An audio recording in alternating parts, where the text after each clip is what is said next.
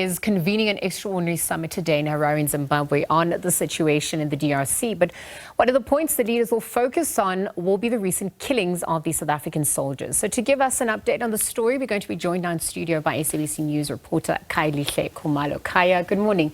And thank you for making time at this hour. Perhaps we've seen developments overnight. The statement issued by Rwandan President Paul Kagame in relation to his counterpart, South African President Cyril Ramaphosa.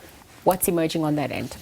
So certainly, Lisa, quite a very strongly worded statement where President Kagame is quite scathing about the interaction that he had with his South African counterpart, President Ramaphosa, but also using very strong words like distortion and deliberate attacks, and also really just clarifying, at least from his point of view, what transpired between the two leaders, but also talking about the role of this particular mission. I mean, it goes back all the way in 2023 when there was an extraordinary summit in Windhoek, Namibia, when the SADC leaders agreed that there should be this particular mission going to the DRC to try and help them to restore peace and stability. But also, most importantly, really just talking about a number of issues. I mean, also about how South Africa is dealing with this issue, really just painting a very quite unfavorable picture, so to speak. But something that is really of concern at this point will be this SADC mission in terms of going forward, but also this meeting by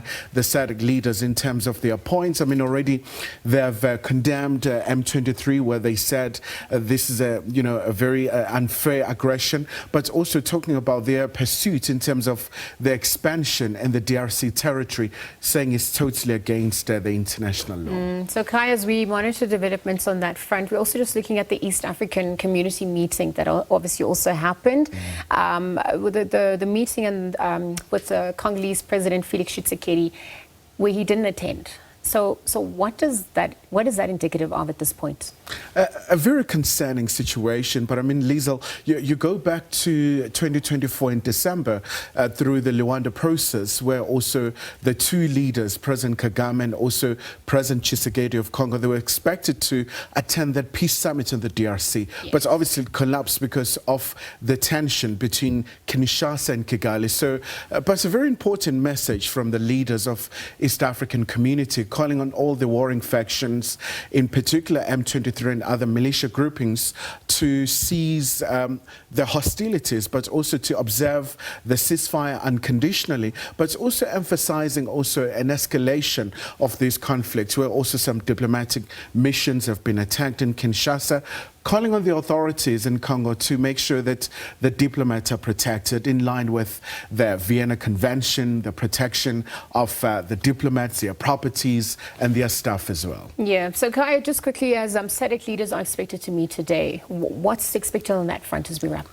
Obviously, quite a lot of expectations, Liesel. Obviously, Tanzania, since it's leading the SADC Troika, is going to lead there, albeit Zimbabwe is a chair of SADC, but the Tanzanian president, but also she attended also the EAC meeting virtually, and really just emphasizing the issue that now the issue for the SADC leaders is about making sure that they address this issue, especially when you go back to that statement, Liesel, by South African President Cyril Ramaphosa, where he said the necessary, just attention has been given to the South African troops who are still confined next to Goma airport in terms of the food, and also just in terms of making sure that they're given all the necessary supports. So it's going to be really interesting in terms of the agenda, but with these meetings, it's always very tricky in terms of really just what happens after. Is there any effect as opposed to them being just talk shops? Absolutely, Kaya. So we are going to be monitoring those developments as the day progresses. Thank you for joining us in studio and for unpacking that. Of course, Kaya,